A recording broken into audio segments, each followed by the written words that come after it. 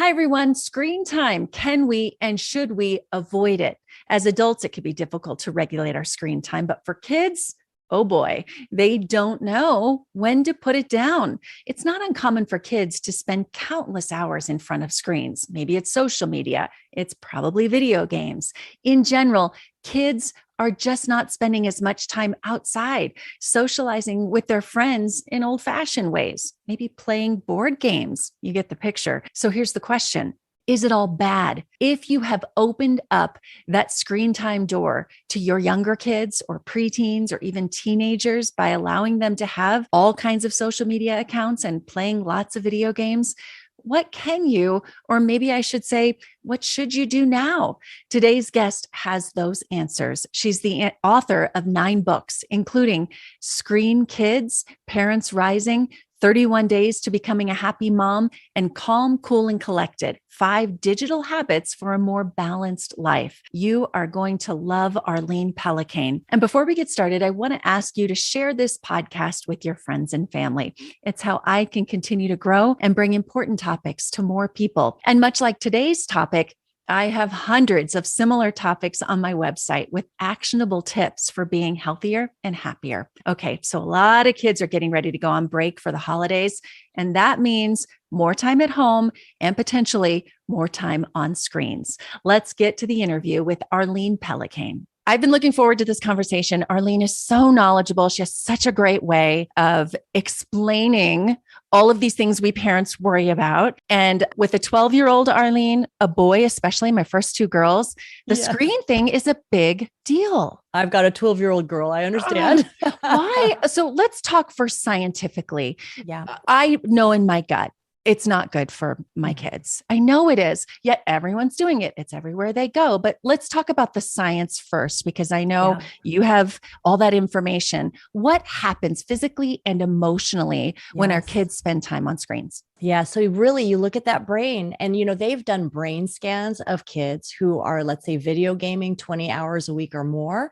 And they compare it to like a cocaine addict, someone on drugs, and same parts of the brain lit up for addiction and pleasure and all those things. And so many times we understand as parents, like, okay, let's not give our kid a cigarette. Let's not give our kid alcohol. We get that. Right. But we'll give an iPad or a phone. We don't think of it as a digital drug, but to understand that, wait a minute, these doctors are telling us that it acts like a stimulant, that it's like a nicotine, like it's not that different. And so for us to understand that, okay, wait a minute, what is this thing?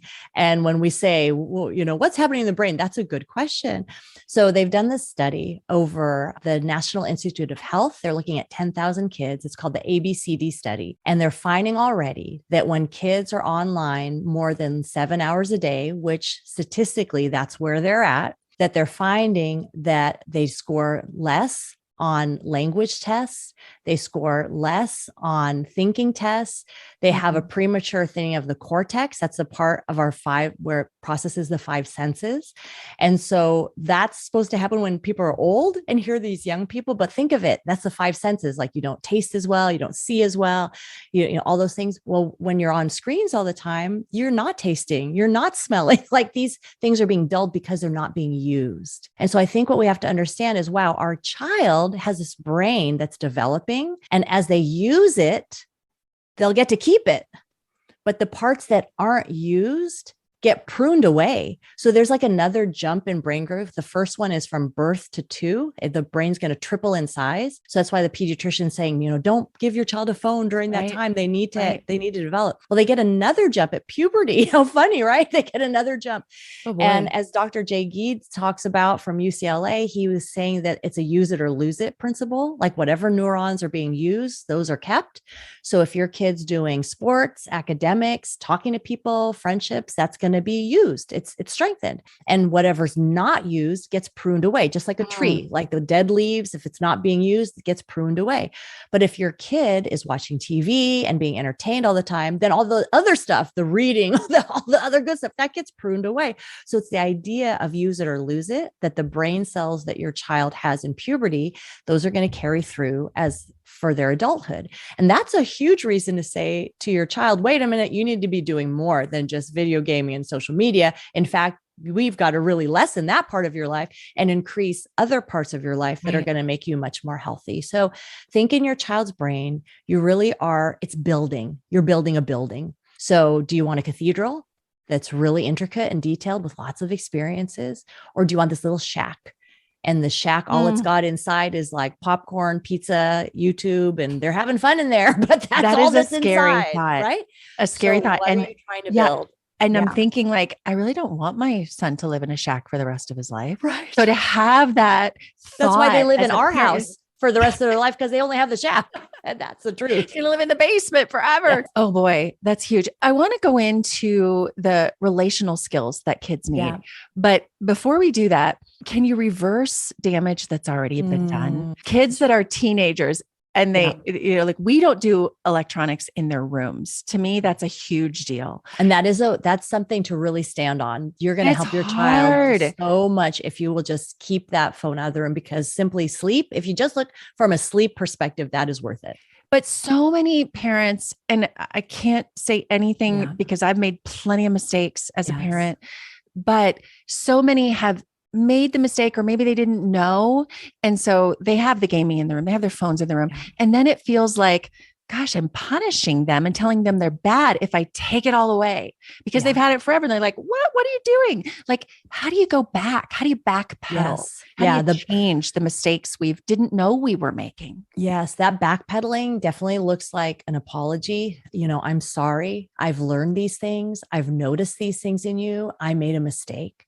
It's on me. I'm your parent. I'm the one that's supposed to coach you and to guide you. And I made a mistake. My defense was down and an intruder came in, and it's my fault. Right. So you're owning that. You're sorry. And from now on, this is what I'm going to do to protect your mind, your heart, your brain. Now, your kid's not going to love you. Thank you. And right in that moment, I got to write that down. Protect your mind, your heart, and your brain. Right. I love that. But I think even within months, that child could thank you. And for sure, within years, that child could thank you. And, you could talk about, it's so simple. That same study of these kids, they found if the kids will just do 3 things, they'll be healthy. They're finding these are the healthiest kids. And they just do these 3 things: 2 hours or less of amusing screen time, 9 to 11 hours of sleep. So that's what you're telling your child, that you're pulling away the electronics. I want you to have 9 to 11 hours of sleep and 1 hour of physical activity.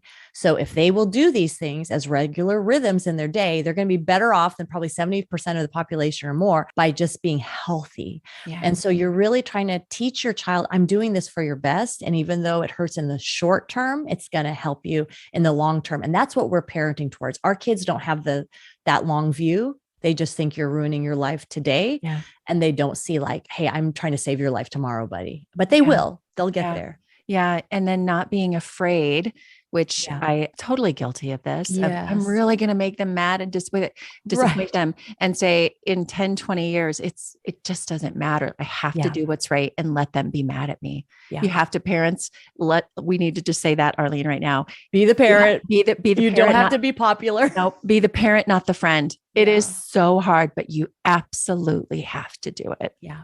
So hard. Okay. Let's talk about those relational skills and those things that we're missing out on that we need to work on in a tech-driven world. Yeah. So, about the A+ skills of school, but in the book Screen Kids with Dr. Gary Chapman, we outline 5 A+ emotional relational skills, because we believe if your child will be relationally really successful, that's what's going to make them have a fulfilled, happy, satisfied, useful life. It's relationships. So can they have affection? Do they show and give love to others? The second A is appreciation. Are they grateful instead of entitled? The third A is anger management. Can they control their anger, manage their anger? The fourth is apology. Do they know how to say, I'm sorry? Or do they just say like, she did it? And then the fifth one is attention. Can they take their wandering attention, bring it all back and focus on whatever task is at hand? And, a lot of kids can't do that because they're used to what? Everything's fast. Think of Mr. Rogers. Have your children watch Mr. Rogers, right? If they can watch it, you're doing a good job, because a lot of kids will be like, that's too boring. I can't handle it, because it's just one camera, talking slowly, one person just looking at you, telling you a story, talking. I mean, it's really glorious, to be honest. You feel relaxed just watching it. But what is what is it now like today? Everything, change of color, change of pace, everything's fast, it's blowing up. So kids are so used to that constant dopamine, that constant everything changing. And because of that, that's why kids are having such a hard time paying attention to you as a parent, paying Oh attention to boy. school, Yep. sitting through anything, that they're just like, this does not amuse me and I'm out. And that's going to lead to a lot of problems in their life. I'm going to tell you something personal like this, because I know, and I talk about this a lot on this podcast, that we model, and our kids, we might not think they're paying attention, but they are most certainly paying attention to everything we do. And personally, as a TV anchor for many years, I was a master at multitasking. At least I thought I was. And for my morning show, I counted one time because my brain felt like it was in so many different places, because I was anchoring the news. So I was looking into a TV camera. I had a teleprompter. I had a producer in my ear talking to me while I was talking. I had a computer with my scripts. I had an iPad with my scripts. I had my phone with text and social media, and I had TV monitors all around me. I feel like unrelaxed. Just aren't you just stressed? Right. And that was for 4.5 hours every day. I would kind of pride myself in, I can do so many things at the same time. This is really great. But when I retired, I realized more than ever how my brain was conditioned for that and how terrible it was. Oh. So if Mr. Rogers came on, I had to have a computer and a phone and I can watch Mr. Rogers while I'm catching up on an email. And how terrible that was for me personally, and how I was modeling that to my kids. That's the part that woke me up. Of, I don't want my kids to be as stressed all the time as I have learned to be as a TV anchor. Wow. So and there's a Matthew Killingsworth. I think he's at Harvard. He had the study of the wandering mind, just how much you're thinking about something else when you're in the present. And he was saying like 40 to 50% of people are like this because they're always thinking, because we're so used to thinking of all these things like you're talking about, teleprompter over here, iPad over here. So you're used to going all these places. So when that hurts us is when we're with our child, with a spouse, and they say, you're not listening, you're not all here. It's because we're so used to this wandering mind, our mind being in a million places, and we think we're being so productive when actually it's undermining like maybe our most important work. And there's a reconditioning that can happen. And if you are one of those parents, for those listening or watching, who does this, and you do it, or your kids do it, and you want to help them, what advice would you have for them in reconditioning that? And I'll give you something super easy and then something super challenging. Okay. So the super easy thing is called the pivot. And this is just the idea that when you are on your phone, computer, laptop, whatever, and a human being enters your airspace, that you will pivot away from your device, look at the person and greet them and give them your eye contact. And you, with your body, you're telling that person, you are more important than my phone. So it's really like, just do an experiment where you're just looking down at your phone and you're talking to all your kids and your husband and whoever, but now do it different, where you're communicating the exact same things, but you're actually looking at them. It feels completely different. So train yourself. When someone comes in, I will just like a reaction, like someone's like put a gun to my back, like look away from your computer, like that quick, and just look away from that computer screen, from that phone, look at the person. How was your day? What's going on? How can I help you? It's the exact same time, but it's a totally different posture that says, you're important to me. This thing on my phone, on my computer can wait. Let me know what you need. And you can say to your child then, hey, I need 10 more minutes to finish up this email, and then tell me more about your day. That's fine. But when you say it to them, you're looking at them. So it's a very easy reconditioning of, I'm not just going to be caught looking at my phone when I'm communicating with my kids or with my spouse or whoever, my friend, anybody. Yeah. And then the longer answer would be something like Dr. Victoria Dunkley suggests, a screen reset. If you feel like, is it too late? Have we just done too much? Is my child too addicted? And you can kind of look at a scale of casual, at risk, addicted. The casual person, they play a game on the weekend. They don't even talk about it. And they don't even care if they play next weekend. Casual, don't worry about it. Your at-risk person, they play on the weekend, but every day they're asking, could I play today? Could I? Because you told them We're going to do the weekend, and every day, can we play? That's at risk. And like, this is going to be a big deal to this person if I say yes. And then of course you're addicted is, wow, it's wrecking all sorts of other things. All of a sudden you're not involved in sports anymore. You don't come to dinner on time, where, your homework, your grades are slipping, and you realize this is wrecking. So you have that continuum. So not every child's going to react the same way. But if you find like my kids are in trouble, like they're addicted, they are at risk, we are in trouble, then you can do what Victoria Dunkley suggests, which is a 4-week reset, where you literally say, we're going to cut like a juice cleanse, like we're going to cleanse there you go. Yeah. out of our system. And you will honestly see results. She has testimony after testimony of like, my goodness, my kids started sleeping again.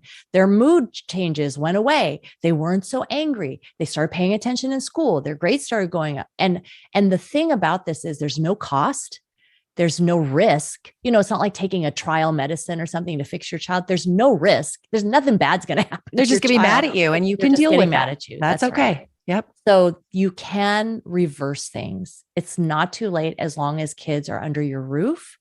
But the younger your children are, the easier it is. So there's no easier time than today to say, like, I'm going to make this change. Wow. Whew, that's a good one. And very encouraging. Well, I want to encourage people to get more information from you, because your book is fabulous. I want everyone to know that within the 5 different relational skills, there are some details there that kids are missing if they are into tech more than you think they should be. And those are really, really big.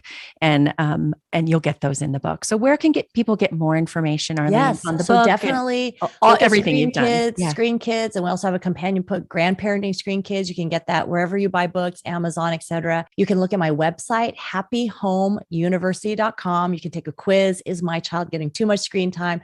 happyhomeuniversity.com. I also have a masterclass where for 1 month, you and I are going to meet. And it's a 5 to 10 minute video each day where I'm giving you instructions. I'm educating you.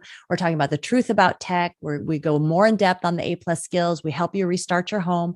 So that's the Screen Kids Masterclass at happyhomeuniversity.com. And also I'll have the Happy Home podcast. Awesome. So much. Love your podcast, by the way, too, and everything that you do. Thanks so much for having me on yours, Natalie. And what you stand for. And you're just a beautiful person. And I know your kids are, and I really appreciate you. Thank you so much. Thank you so much. Great to talk to you.